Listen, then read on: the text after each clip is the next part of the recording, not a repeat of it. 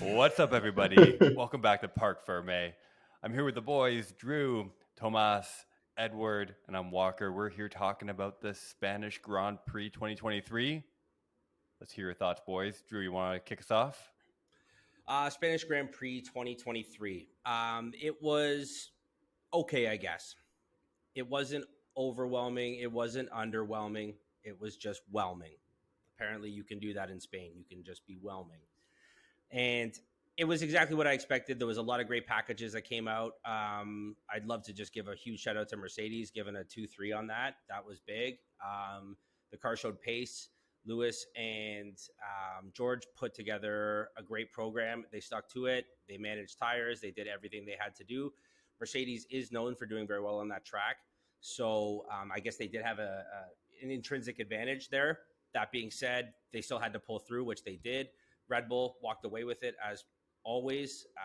But to see the difference between Checo and Max, I think Checo's going to have to pick up his socks a little bit. I think Ferrari absolutely shit the bed again.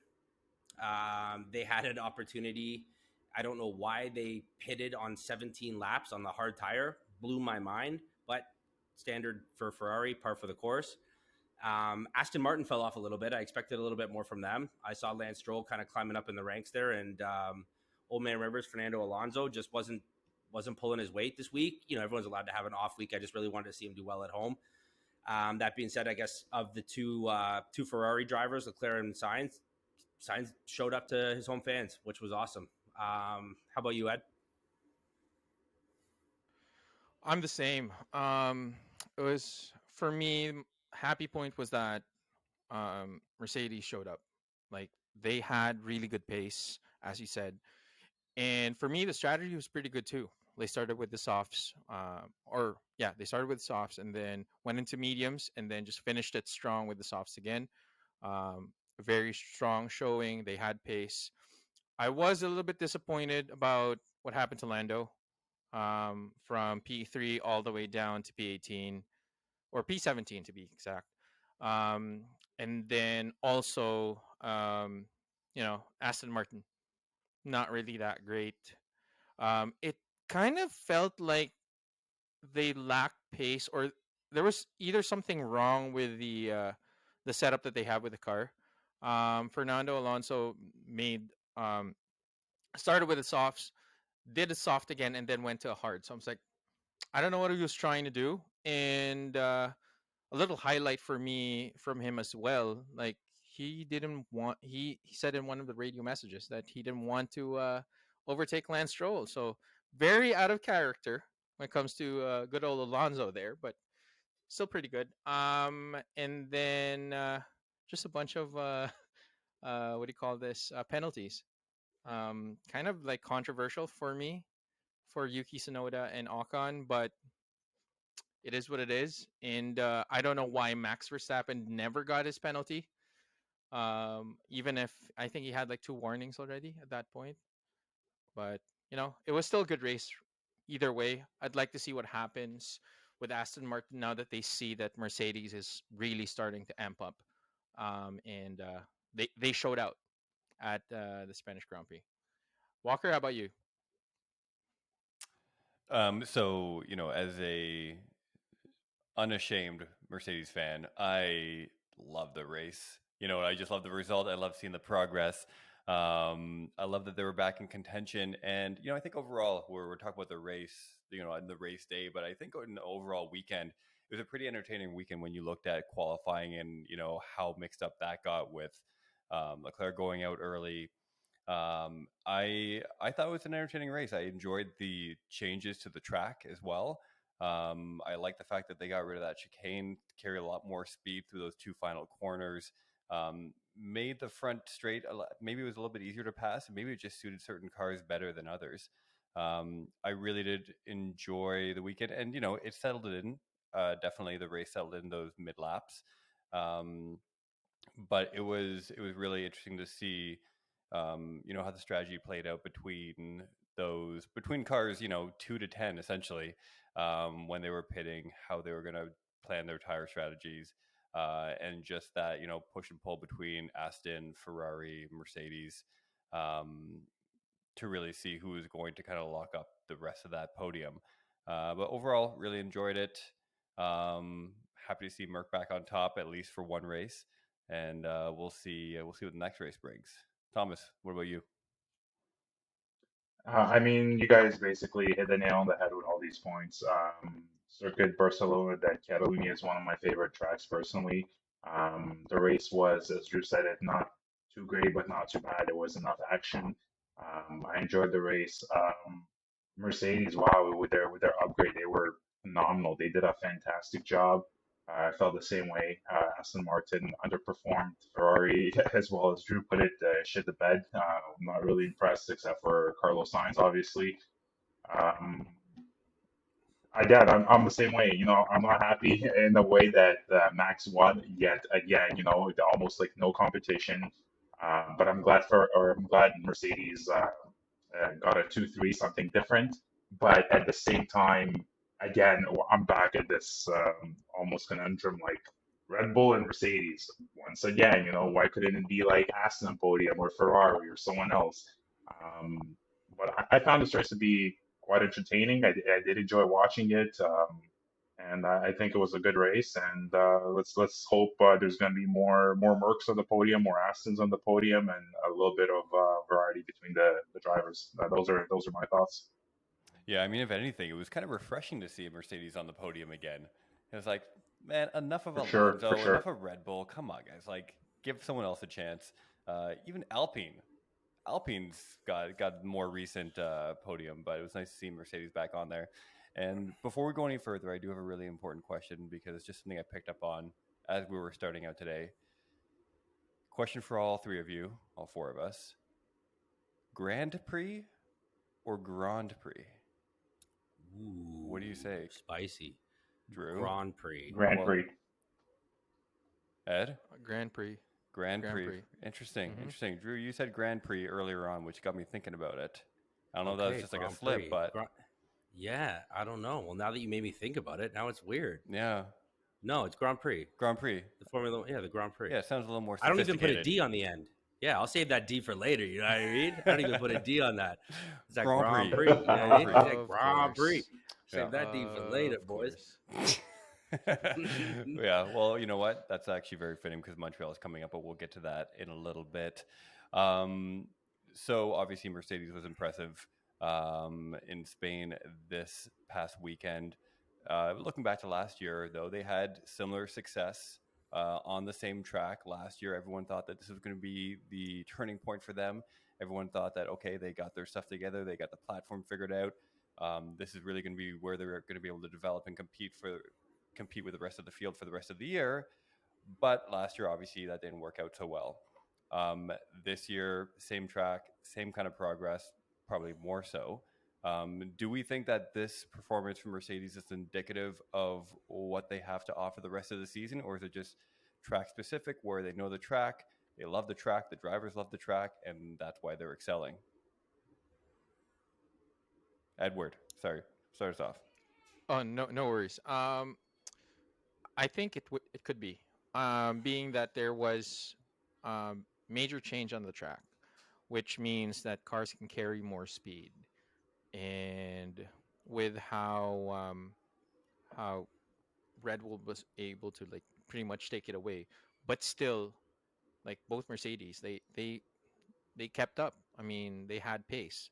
So for me, I'm seeing a little bit more speed coming out of the vehicles, their new package, and on top of that, like um, the Canadian Grand Prix is also going to be pretty fast too. So I think next few races, the Canadian Grand Prix, Austria is also a fast track, and then going into their home race in Silverstone. So I'm pretty good in terms of like, I'm pretty hopeful that they're really going to start to bring the pace up a little bit more and start to bring the fight to Red Bull and not just bring the fight to Aston Martin or Ferrari. How about you, Drew? I'm a big Mercedes fan. I have a soft spot for them. I really hope that this pace is real, and I think there was an opportunity for them to show the pace. They came through. I think they have something with this new package. I think there's going to take a lot of time.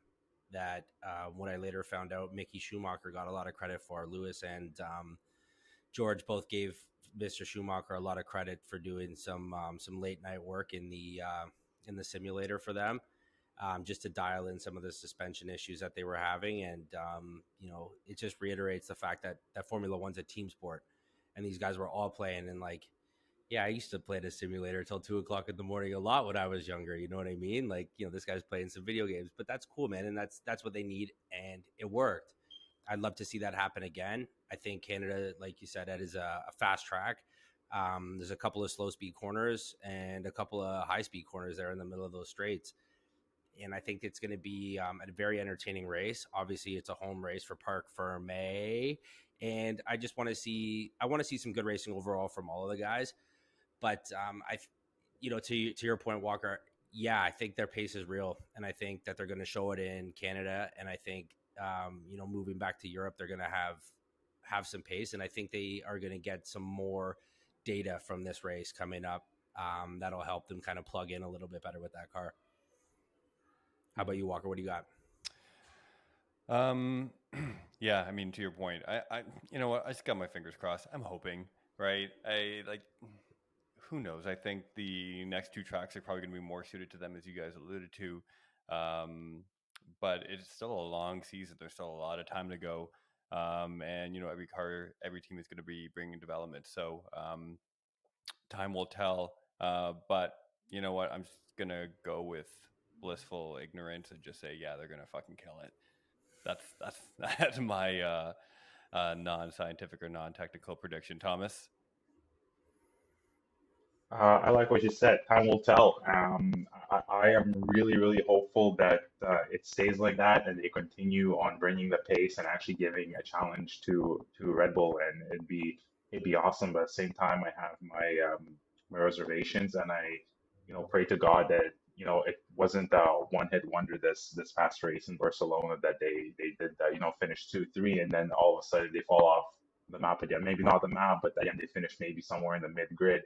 So I'm very hopeful, and I hope they continue to push and give a serious challenge to Red Bull, and as well as other contenders, and get back on top there. Even though, as most of you know, I'm not a huge Mercedes fan, but I think Red Bull needs a big challenger, and I think Mercedes is the team to give it to them, frankly. So Thomas and Ed, you guys just both brought up a similar point about bringing the fight to Red Bull. And my question to that is that even possible? Like, realistically, this season, like, is there a fight to Red Bull? And if it is a fight to Red Bull, is it really a fight to Red Bull, or is it a fight to Checo and Perez? Like, is Max just like so far gone, so far in front of everybody else that, last week when we gave our race predictions, we forewent the first place, right? We were predicting 2, 3, 4. Does this past weekend really show us anything other than what we had alluded to last week and what we saw? And when you were bringing the fight to Red Bull, is it really to Red Bull, or is it to like Checo and maybe snagging number 2 in the constructors? Thomas, what do you think? Good question.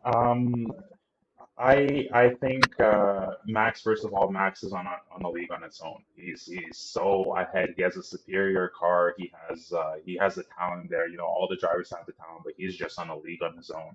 Um, I think Mercedes is. I think Mercedes has him particularly in the target, just because he's been annihilating every race, and I think they need to bring the fight not just to Red Bull, but specifically to Max, and that's who they should concentrate on, and continue pushing for it. Those are my thoughts. What about you, Edward? I mean, at this point, based on just the Spanish Grand Prix, like, if Aston Martin doesn't fix whatever they've done wrong on their setup, Ferrari can't take it to Red Bull anymore. Like, I don't know if you guys watched the post race when Carlos Sainz said that we made do with what we have. So that tells me that they were pretty much maxed out, and he couldn't bring anything. Leclerc, like, I don't know what was wrong, why he made so many mistakes, even just not making it into Q3. But of all of that, like when Sainz said that, that scared me for Ferrari that they're pretty much out of the race, or the contention for at least just bringing the fight to Red Bull. But again, I could be also wrong that let's say the Spanish Grand Prix, like with what Mercedes had just shown, like they've done like new upgrades and whatnot. But for me, like they're the only ones that can kind of like bring it up, and then Aston Martin. And just to hold to the point of what Thomas said, that yeah, Max Verstappen is on a different level now. Like he's gotten to that point wherein he's comfortable with what he can do, and he's now testing different strategies by means of tire preservation, which Checo is normally known for. And now he's doing it too. He's applying tire preservation, keeping speeds. He's testing the bleeding edge of his race pace. So for me, right now, it's either Aston or Mercedes that can take it to Red Bull. I don't know if Ferrari's even gonna get back into the swing of things. But I'd like to hope that it's not just Checo. That I'd like to hope that they can bring the fight to Max and make it an interesting season too. Drew, how about you? Well, Leclerc was complaining about his rear end all weekend. And I think he was a little ass hurt about Monaco. And I think his rear end had reacted appropriately, and his ass hurt all weekend. And I, like Carlos said, I think they're at the precipice of like what their car is capable of doing. I think the best bet for any team who wants to gun for Max and Red Bull, you're not gunning for Red Bull, you're gunning for Max, because like I think there's a lot of drivers that could jump in that car, and Checo's a great example. Fantastic driver, same car, but back to Thomas's point, like that kid is a once in a generation driver. Like he's on another fucking level, and I think the only way to beat him is to get in his head. You know what I mean? Like you got to like shake him up a little bit. You got to like talk shit about his wife in the tabloids or something like that. But like, like Checo, and they're like, oh, he cheated on his wife and it got in his head. And like, you got to do some shit like that straight up. And like the greats will be able to ignore that. Your LeBron James, your Michael Jordans, your Wayne Gretzky's. People would try to talk shit to them, but they could get in this like game face. You know what I mean? And I would argue that Max Verstappen has that because he's a great. He will be remembered as a great. And I think they just need to get in his head, because like if you keep allowing him to just like get in that Red Bull and fucking go, this is what's going to happen. And it does take a few years sometimes for other constructors to catch up, but I think Mercedes has doubled down, because more than Toto likes winning, he hates fucking losing to Christian Horner. He hates it. And so I think that is going to put a fire under their ass to get their shit together to take it to Red Bull and Max. Checo, I love him to death. I really thought that he was going to be able to pull this out and just kind of shake off the cobwebs and like, get his head back in the game, but it's not looking like that. And we meaning everyone else but Red Bull just needs Max to kind of screw up a little bit so that his confidence gets shaken a little bit, a slip in quali or something. But like, love him or hate him, that kid's been flawless, straight up. Yeah, and I don't think he's going to slip up. And if he does, I just think he is so zoned in. He is so dialed into that car, into the season. It's like nothing's going to throw him off. No rumors, no nothing. He's just in it. And even if he is, dialed in, and even if he does get thrown off a little bit, he's got, a second per lap on the rest of the field that he can kind of use to still give him that space, right? And that's a lot of time in racing. That's a lot of time in Formula One.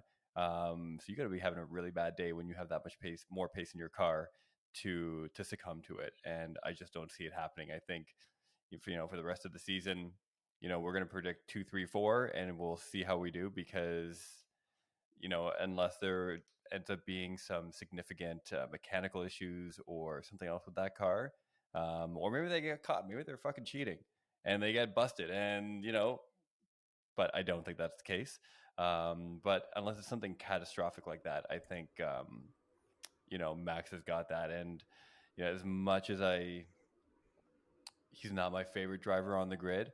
The way, and that's based on historical behavior. I think the way you see him conduct himself now, and we talked about this a little bit last week as well, and the more he wins and the more that he wins with grace, he starts to earn back a few more points, because you can't blame him for being fucking brilliant. That's just what he's doing right now. So Max is clearly, he's the guy on top. He's got no pressure on his back. But there are a lot of other drivers on that grid. There are 19 other drivers. Who's feeling the pressure after Spain? Thomas. Great question. I don't think I would be able to concentrate on one driver or on one team. I think basically all of them are feeling the pressure besides Max at this point. Um, what I can say from my perspective, I'd probably say the two teams that I would choose, Ferrari would be one of them for sure. Just as we all mentioned it, they're just not performing, and the performance is not there, and it's very concerning, frankly. And hopefully they figure it out. The second one would be Aston Martin. They did pretty decent these past couple races, and then this Barcelona race. Again, it wasn't their greatest race, and they fell back a little bit. It was quite, frankly, a little bit disappointing to watch them slip back like that. I get it. I think it happens to everyone eventually, or but those are the two teams I'd say are under pressure. Ferrari number one, Aston Martin. If they want to be competitive and stay competitive, they need to increase that pressure a little bit too. What about you, Edward? I like Ferrari's pretty much a given. So I'd like to really choose a bunch of drivers that I think will have lots of pressure from here on out. From Alpine, Pierre Gasly. Like they got him from AlphaTauri, expecting that he'll be the Pierre Gasly of like 2020, 2021. Hasn't shown up.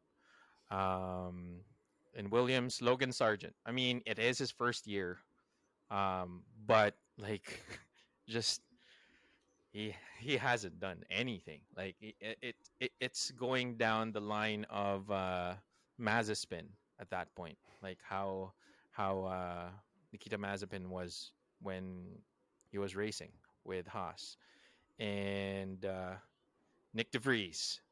Those are my three drivers that are under a lot of pressure because they were brought in to either plug a hole or to have an expectation that these guys are going to take the teams a little bit higher, being that they are young drivers, but they're really strong, aspiring drivers in the F2 series. And yeah, still nothing at this point, like not really showing up at that much. Drew? Um, I'm going to go with a couple of examples that we kind of even went over just a little deeper. I think, my number one guy is going to be Checo. He's under a lot of pressure right now, and you can see it. It's palpable how much pressure he's under. He has arguably, no, factually, the best car on the grid. And it's been proven beside him race after race. And he just, for whatever reason, he gets in his head about something. He either puts it out in quali, gets a penalty, does something to, fracture his race or the weekend. And I think the pressure is just mounting to a point where, like, he's putting it on himself because he has the ability. We've all seen him drive, and he has the car. We know it. We see it happen every race. He has the car to do it. He just needs to link the weekend together. He needs a whole grand slam. He needs a Friday, Saturday, and Sunday of just good things to happen to him. And I know that once he gets that confidence rolling, he'll be back. But I think he's under a ton of pressure. In the same token, I'll flip over to Charles Leclerc. Fantastic guy, great driver. We've said it once, I'll say it again. Probably the fastest driver on the grid over the course of one lap. He's in a Ferrari, which, drives on a knife edge. It's either in the wall or on the podium, right? It's one of those kind of cars. And Carlos Sainz has figured it out to the point where he can be consistent with it. And we saw in Spain that he can manage a set of tires and play a program to perfection and do his stints on those tires. And then we watch Leclerc just, somehow just can't figure it out. And he's a great driver. I think the car needs to show up to bat for him a little bit more. If he's going to be their golden boy, I think Ferrari needs to modify things towards him, much like they did in Red Bull. If Verstappen's going to be your golden boy, you make the car towards him. That's it. And if you've, bet your franchise on it, that's what you need to do. And I think, I guess to summarize that, Checo and Leclerc are my two guys under pressure this week and every week hereafter. I'm not going to answer this question because I think you guys all did a great job of it, but I do have two other questions.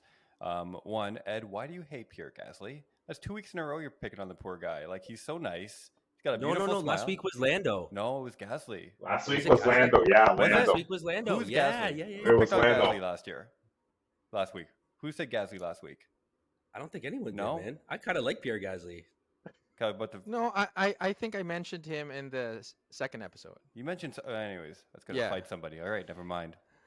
Pierre Gasly is a But no, G, no, okay? but- And Pierre Gasly deserves respect, and he has, I think, all of our respect. He's tried his best, so let's not pick on him because I'm going to get angry at this point too. Okay, thank you. And you know what? Even more so than his driving on track, he always uploads like pretty sick photo dumps from the weekend, and they always look so much fun. He just looks like a fun guy. I want to be his friend. Anyways, on to my next question. We talked about like who's under pressure right now, and I want to talk about McLaren a little bit because they entered the season shit the bed, under a lot of pressure. At this point of the season, is the pressure completely off McLaren? Have they just been so bad that they've got like nothing to lose at this point, that there's no pressure, no expectation, that they're just fucking running around having a good time with like two, arguably of, who are going to be some of the best future drivers?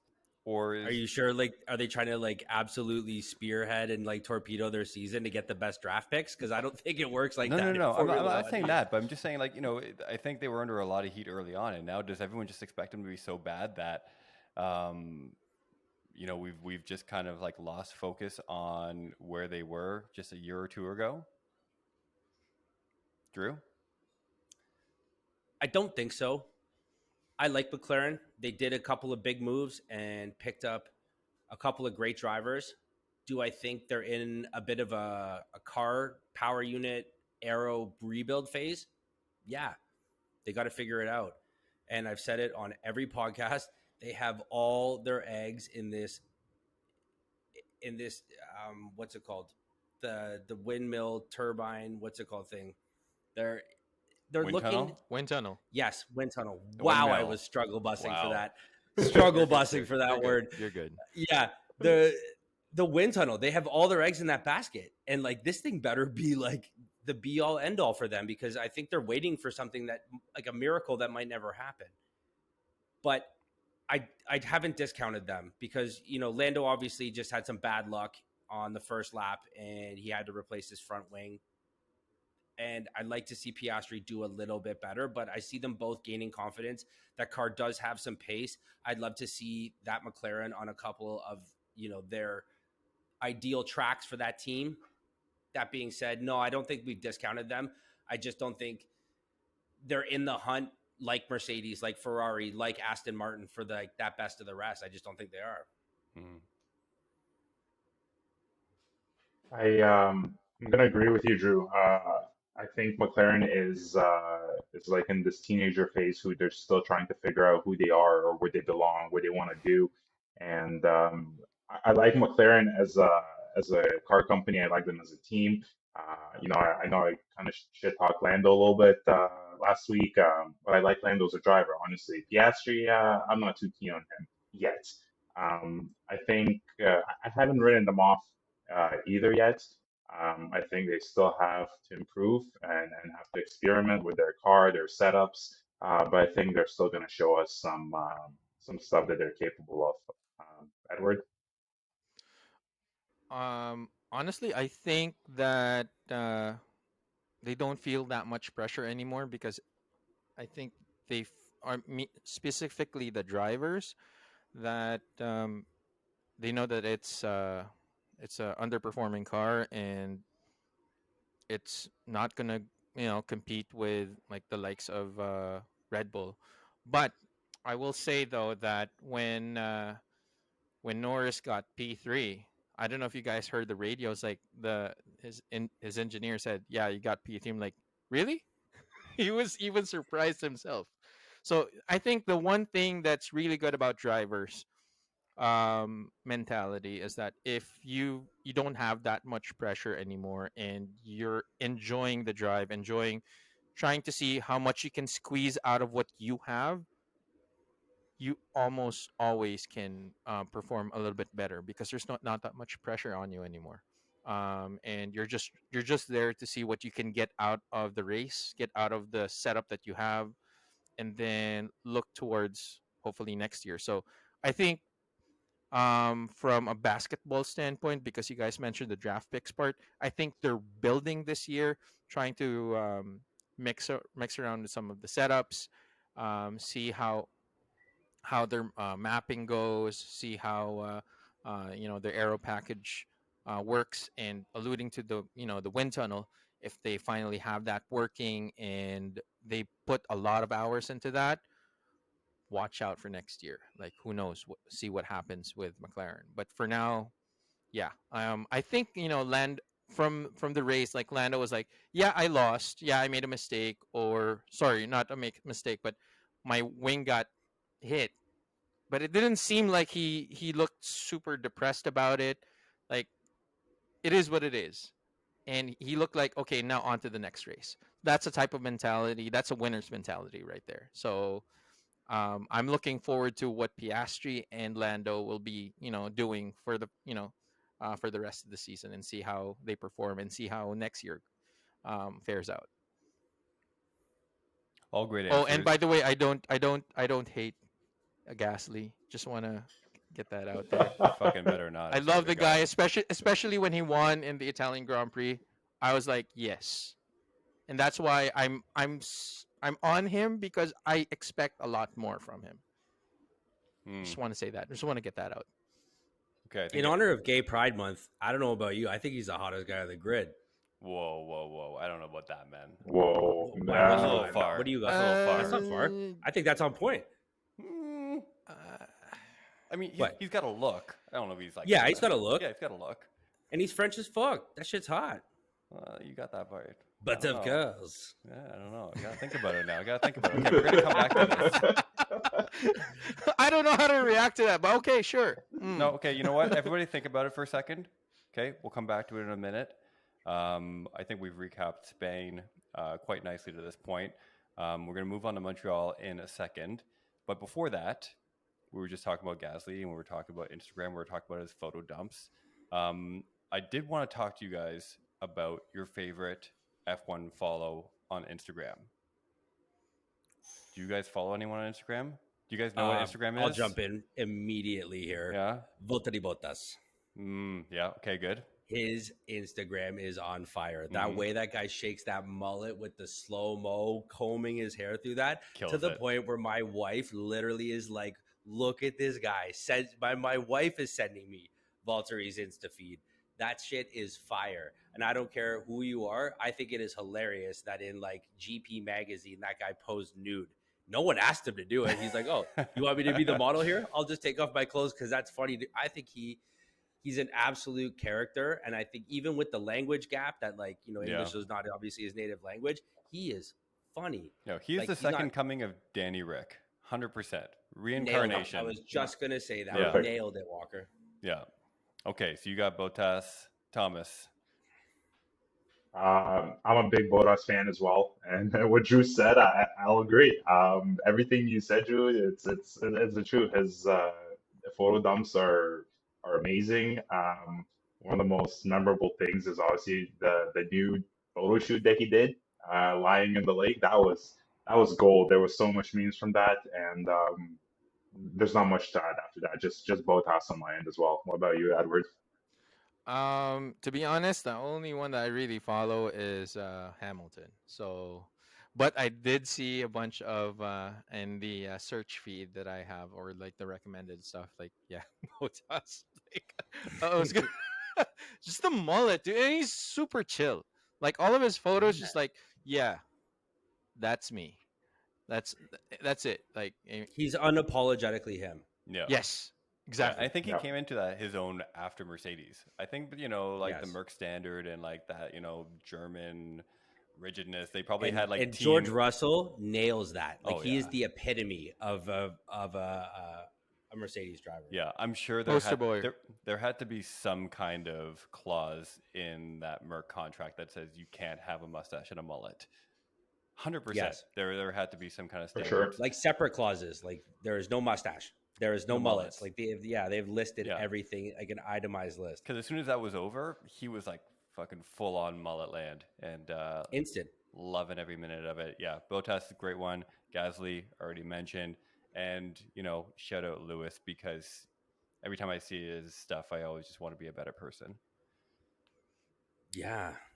Just makes me want to Yeah. like he's like always so positive.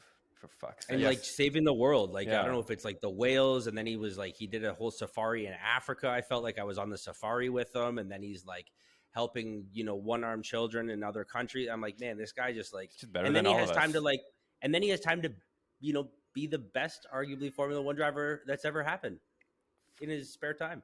Show off, whatever. I know, right? Anyways, Montreal coming up 2 weeks. We've got a bye week. Still time for any of the teams listening to this, any of the team principals listening to this, because I know you're out there. Gunther, Toto, Christian. I think we're all free on the weekend. I'll make myself available. Yeah. I mean, we don't even need transportation. Like, just maybe Thomas will need transportation, but the rest of us fine. If anyone that knows somebody that has a couple of free pit passes, just saying, we'll take a couple of the passes off your hand. No big deal. We won't say anything. You won't say anything. It's just, Yeah, it's fine. Anyways, let's look forward to Canada.